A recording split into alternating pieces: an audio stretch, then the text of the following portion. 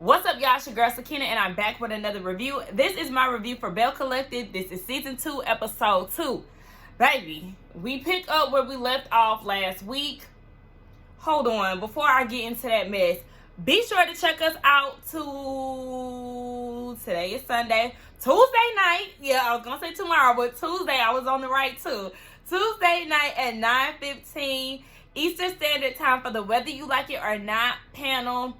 It will be hosted by Really BTV.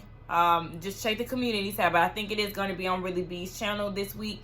We have some switcheroos going on, so I think it is going to be on Really B's channel this Tuesday night coming up. So be sure to check us out. Like I said, it'll be on the community tab, all that good stuff. But yeah, let's go ahead and get into this review because it picks up where it left off last week. And I'm just like, okay, so Tisha's asking Glenn, is it his baby or not? He says no. She asked the last time that he spoke to the girl. He said he had been asking her for a DNA test throughout the years, and she didn't know anything about it. Why didn't you go to your wife about this?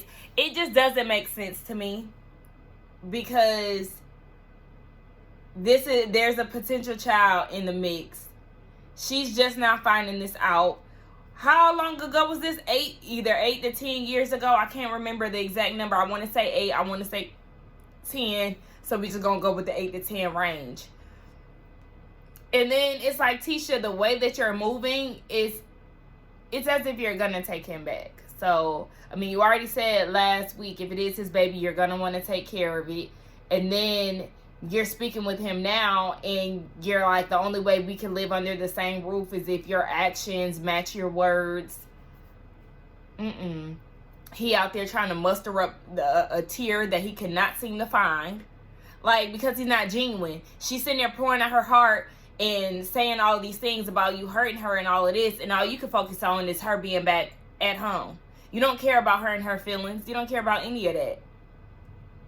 Lil Boosie daddy. Hell, Lil Boosie brother. Y'all look just alike. It's just like, girl, if you don't see through the bullshit, then I don't know. I mean, because you keep saying that you ain't about to allow him to play you or whatever, but he has been playing you. He been on the railroad, on the steamboat, doing whatever he want to do. He re-proposed to you same night. He texted some girl. Baby, he's doing this because you have allowed him to do it. And all he can worry about now is finessing you back home so he can continue to do what he's been doing. So, I don't... And then that confessional shit that he was pulling. I miss my confidant, my counselor, my oxygen. Well, you was breathing just fine in somebody else's coochie. So, make it make sense. I don't have time for this. Let's just go ahead and move on to the next, because I'm sure Glenn will be back in the mix soon enough, and she'll be under the same roof with him soon enough. We see Miss Goddess Lens herself, Latrice. She's down at Goddess Lens, and she's talking to one of the workers there. I can't remember what his role was exactly, but he was giving her some insight on what's going on with the store.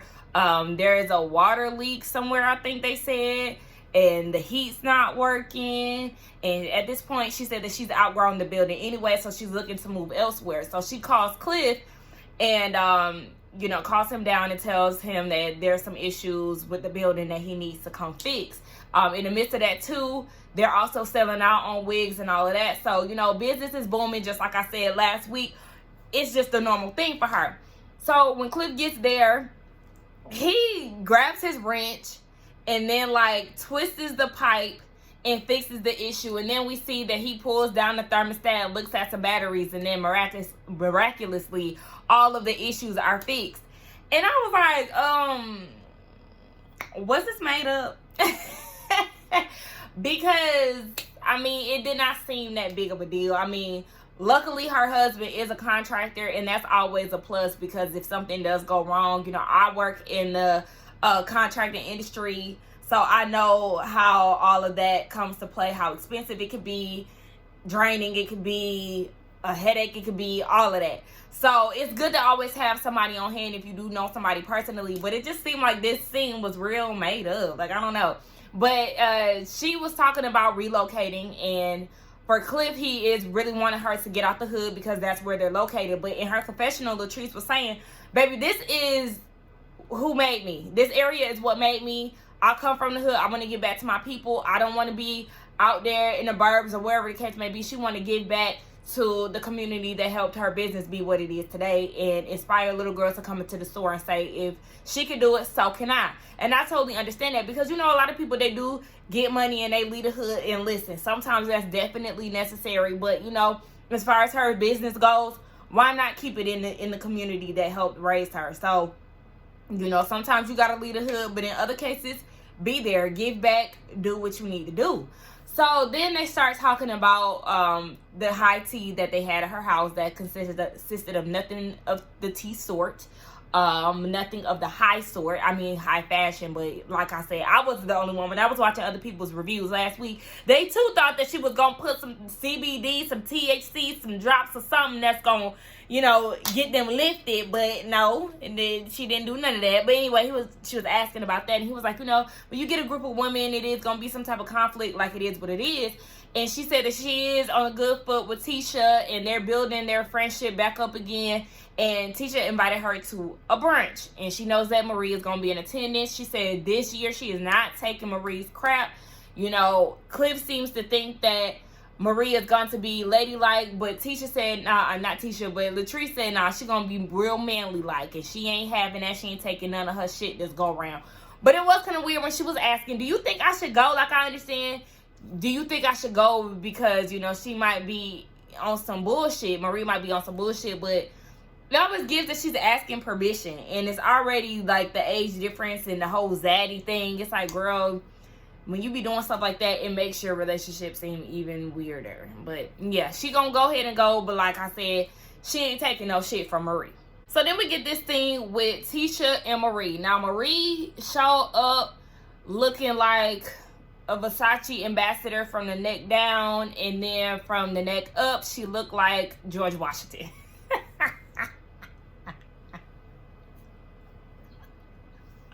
She looked like one of the great founders. Like, one of the founding fathers. Girl, what? It was the pale makeup. Like, the makeup was very light. And then it was the blonde wig with no part. And, like, literally, she reminded me of George Washington. Like, dead ass. So they start catching up. She's asking questions about Marie and Jerez and how they're doing with this new life adjustment. You know, they're still getting adjusted, so it really is still a processing thing for them. And then as far as Tisha goes with Glenn, you know, she just feels like she's elevating without her husband. He's not really looking at her as a grown woman. He's still seeing her as a 17-year-old girl that she was when they first met. And Maria's like, okay, well, is it safe to say that you've outgrown your husband? And she said, yeah. But at the same time, you've outgrown him and you know that, but yet you're still willing to try because he doesn't want his son to be in a single family household, or he doesn't want to be raising his son without him being in the picture, whatever he was saying. And it's just like, okay, but was you thinking about your son when you was breaking up your family? Like, shut up. I can't stand when dudes say that. Like, your son can still have you in his life, and y'all not be under the same roof. This is the lifestyle that you've now created, so you're going to now have to deal with it, Glenn. Anyway, yeah, Tisha knows all of this. Yet, she's like, I mean, I could accept him or I could take him back as long as he does this, this, and that. And it's just like, okay, just go back home. Just go back home. Why did you move with your mama? Just to say that you did for filming purposes and to create a storyline? Just go back home. And y'all figure it out under the same roof, girl, because that's what you want to do at the end of the day. So they were waiting on Tambra and Aisha. I think that's her name. If not, I'll correct it throughout the throughout the review. But yeah, Aisha. Now, Aisha, we have her whole introduction, baby. Very dramatic, very extra. A lot of... Like, what the hell is that? Like... Anyway, sis said that she is Jackson royalty, okay? She comes from a line of musical educators. Her father, his brothers, her granddad. She said that she owns a standing building on Fair Street. She owns land on Fair Street. If no one could revamp Fair Street, if she can't, then no one can. Is what I'm trying to say. If she can't revamp Fair Street, then no one can. Y'all know what I was trying to say. So, you know, Tisha is very excited because this has been her goal since episode 1. Baby, her name is Akeisha, and she has her hand in everything. Now, she gives us a little background. Remember, she did say that she is married to an ex-NFL player. They're located in New Jersey, but they wanted to open up a business. They opened up a restaurant in the Bronx where her husband is from. Business is good from the sounds of it. It's a beer garden, and she said that she wanted to take that back home to Jackson, so that's the reason why she's there now. And she started to ask Marie who, you know, what she does for a living. And Marie goes down this laundry list of services that she does. She's a cosmetologist. She has her own virgin hair care line that I had no idea of. We know she does home care, what she say, a home care agency. She's about to open up her methadone clinics and all of that. So in their confessionals, they're both saying that they do like each other, but Marie is saying that, you know, Akeisha is a little bit talkative, you know. You got to watch out for them, especially the one with the light eye. So she just got her good eye on Akeisha, because she also asked Marie what high school she went to, since she's from Jackson, and she shared what high school she went to. And then she said that her the music hall is named after her grandfather, which I think is interesting. You know, I wouldn't be mad that she shared that information, because it does align with, you know, what they were speaking about. But as the conversation went on, it did kind of give a tit for tat, because once Marie mentioned that she's opening up her methadone clinic, then she also has somebody in her family who was like the founder of some type of addiction clinic. And it is kind of like, girl, you always trying to one up somebody. And at this point, Marie is no longer feeling Akeisha's vibe, and she feels as if Tisha needs to be very cautious before getting into business with her. And I do agree with that, because I could see a lot of butting heads, especially if she thinks that she's now I don't want to say think, because I don't know her, but if she's saying that she's Jackson royalty and stuff like that, just imagine how somebody with that type of ego would conduct business. Y'all might not get along. It might be a lot of clashing. So, girl, you might want to be on the side of caution when it come down her. Tisha noticing too, yeah, girl, you definitely trying to one up everybody. Your husband and y'all was on radio. You know, that's Tambra's thing. Marie has lupus. She has a walk in a foundation. You got to walk in a foundation and raise X amount of money for lupus. And then Tisha was like, I mean, what's next? You going to be hosting branches? Okay, because at this point, you do everything that everybody do at the table. Girl, what's going on? So, whatever. Speaking of the brunch, Tambra's like, what's going on with that? She hasn't hosted one in a while, and they're actually getting ready to have another one. So she invited all the girls at the table. And at the end of the day, Tisha just really wants to see Fair Street succeed, and she wants to see this project that Akeisha has in store come into fruition. So we'll just see. But as of right now, yeah, Miss Akeisha, girl, talk. That's all you do. Talk and one up. At this point, it's not that pleasant of an introduction. And even Tisha said she was getting a different vibe from the person that she was talking to on the phone. It's not the same Akeisha. So we'll just see with her. Marie has so much on her plate. She's out eating with her mom, and, you know, her mom is saying that life has been so much better since, you know, they're rebuilding their relationship. Her mom is still an addict. Marie was raised by her dad because her mom was absent because of her drug abuse. She did a lot of weed laced with cocaine, so that's what her addiction was. And her mom was like, I mean, but do you understand now that you're older why I had to do what I had to do, and understand that now because of that you're also in a better place? And Marie was like, I mean, I still wanted you there. You know, my dad was making excuses for you and saying that you were on your way or you at grandma's house, whatever. He was, you know, lying until he just couldn't no more. And she was like, I finally understood, but it took me until last year for her to understand the addiction that her mom was going through when she decided to open up her substance abuse clinic. And it helped her understand the addict side of things. But she was asking her mom, like, you came home the other day with a black eye and a bruise in the back of her head or a cut in the back of her head or something like that. And she was like, I need you to tell me the truth. What happened? And she said that she basically went out to go do drugs.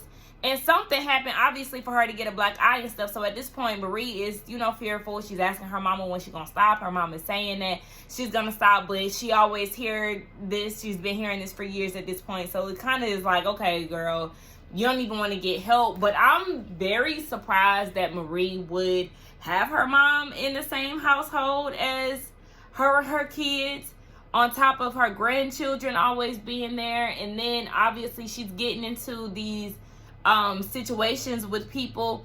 Honestly, I wouldn't want my mom in the house still using, because I have so much going on in my household. I don't need another issue added on to what I already have. So shout out to Marie's strength, but honestly, my mama would have to go. Like, I understand, I want to look out for my mom, I want to protect her, so being under the same roof is, a better way for Marie to watch her mama. But I wouldn't want no drama being brought to my doorstep. I wouldn't want her mama to be stealing from her and all of that. There's just a lot that comes with dealing with somebody that is a drug addict. And like I said, Marie has a lot going on right now.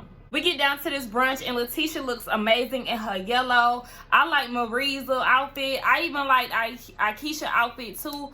I'm not really too fond of Marie's hairstyle, but I feel like this one, like the little bowl cut situation that she had going on, I feel like this one was the best out of the multiple variations of the blonde that she's been wearing. It's still not my favorite. I just think that this is the best out of the ones that she's been choosing to wear. Now, Akeisha, Miss Ma'am, she come in complaining off rip. She thought that she was gonna see, the elite of Jackson everywhere, multiple tables and all of this. Yes, it's very small, baby. Do you not realize that you are at a reality show taping? So yes, some of these scenes are going to be really small and set up for scene purposes. So Tisha set up this brunch to intentionally be intimate because she handpicked the people that she wanted to come. So yeah, she's not going to have a room full of people like you expected, and it can still be a women's empowerment brunch and not have everybody and their mama in the room. And then she was complaining about the tablecloth. Now, granted, the tablecloth is not, it's not my taste, so I understand, glitter tablecloth, it is kind of like, we could have just went with a plain one and called it a day. But I feel like she is nitpicking just to find a reason to, like, toot her nose up to something. It's like, girl, it's not that big of a deal. Latrice gets there and Marie act like she is just parched as hell. She admits that her vibe has been totally thrown off since Latrice entered the room, and she is guzzling down water. Teacher asking her if okay. She like, yeah, water. I need water. She acting like damn SpongeBob at Sandy House. You should not be this bothered by somebody's presence, really. I'm gonna need you to relax and really just try to keep the vibe positive and coexist with Latrice, because y'all's beef is played out at this point. Akeisha played dirty. Okay, I get it. Latrice said that hers was dirty as well. She brought it to Tisha's attention, and Tisha's like, okay, well, maybe when we were doing the flower arrangements, maybe a little something got on the plate, whatever. But Akeisha brought her over to show her the dirt. She was like, I could speak to, the owners who work here. And Tisha's like, nah, I got it under control. Like, don't worry about it. Let me go ahead and handle it. And it's just like, okay, I get it. I ain't gonna eat off no dirty plate either. And if my plate is dirty, I'm definitely gonna make it known. But I don't want to make it a big deal to where I'm, making the host feel uncomfortable or making it seem like I'm not enjoying my time there, despite this little hiccup. And it was like, she kept telling everybody about it. Tisha obviously was annoyed by it, but she, handled it as she should. She went and got her some new plates. And then she started complaining about the food. She said the bacon was burnt, the waffle was burnt. And she also had been making snide comments anyway, because even when she got introduced to So Gucci, she was like, is that your government name, bitch?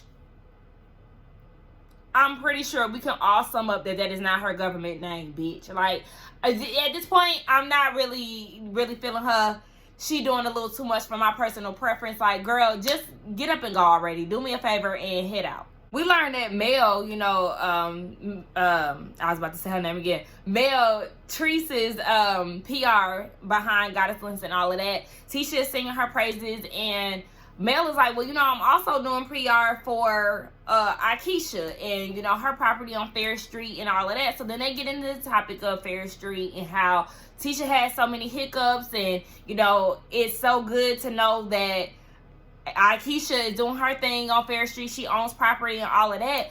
And, Akeisha's very snooty. She's like, yeah, you can't be talking about it. You got to do it. And, that's just my thing. Well, it's like, okay, well, you already have a one-up by having a building. So, yeah, it's not like Tisha hasn't been trying. She definitely has. So, I don't understand why you trying to make it seem like she's all about talk and not about the action. Like, ooh, this lady is rubbing me the wrong way. And Marie is like, I don't know what Tisha and Akeisha got going on, but it's definitely a lot of tension at the table. And you can add the tension that you got with Latrice onto it, ma'am, because you're definitely contributing. Now Tisha wants to go around the table, pull names, and everybody at the table say something encouraging about the women, because this is a women's empowerment branch, okay? Where the jostling. So the games begin.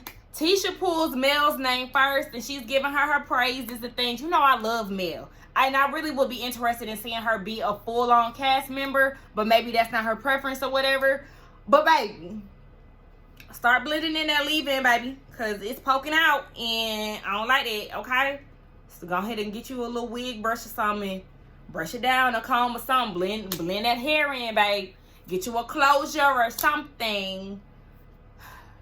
Anyway, they're giving her words of encouragement, great things about her, and then next, they asked Marie to say something about Mel. She's associated with Latrice. They got into it last season at one of them events, and Marie was like, yeah, no, I plead the fifth. She ain't with all that faking shit, so she's not participating. Okay, well, it's Latrice's turn. Everybody go around the table. Boss babe, you do your thing. Marie ain't got nothing to say. So then it comes down, I think it came down to Tisha's turn or something. And at this point, Tisha has had it, because she's looking at Marie like, baby, you need to be participating. And just know that this is a brunch for women empowerment. And if you're not going to have that type of energy, baby, then we can't do this. So then, so Gucci chimes in and she was like, yeah, because this is my first time attending, and I definitely want to have a good impression when I leave here. And I totally understand that. Like, yeah, you're not being a team player. This is one of your best friends. The least you could do is play along. Like, even if you ain't gotta big her up, you could just say she beautiful or whatever. Like, I understand you may not like that fake shit, but sometimes you gotta go along to get along, just for the sake of the environment that you're in. You're bringing down the mood, you doing too much, and then she causes a scene. I can't do it, I gotta go. Then she abruptly gets up and act like she just gotta leave, and she's crying in the midst of it all. Like, girl, please, next time don't invite her to your brunches, because with the exception of how she handled that white girl, every time y'all get together, Marie does not know how to act when somebody that she doesn't like is in attendance. Now, if somebody is there and everybody get along, then she can, go along how she usually do. But if it was Antoinette, if it was Latrice, if it's Mel, then she just can't coexist. And that's a problem, because, yes, this is affecting your brand, your brunch, your business. So Marie is saying that she's going through a lot right now with all the things that Latrice said to try to sabotage her business, the death of her grandson's mother, her trying to rekindle her relationship with Cedric. Girl, what? It seemed like some of them, the rekindling of Cedric, like, girl, you just pulling stuff out the air to add to this list of the things that you're going through just to justify the reason why you're storming out. Girl, please. So Essie goes in after her, because everybody at the table was asking Essie, like, girl, what's going on? What happened? So Essie goes in and, follows her to the men's bathroom, because for some reason she in the men's bathroom. It just goes back to what Latrice was saying. She act real manly like, and then she'll go to the men's bathroom.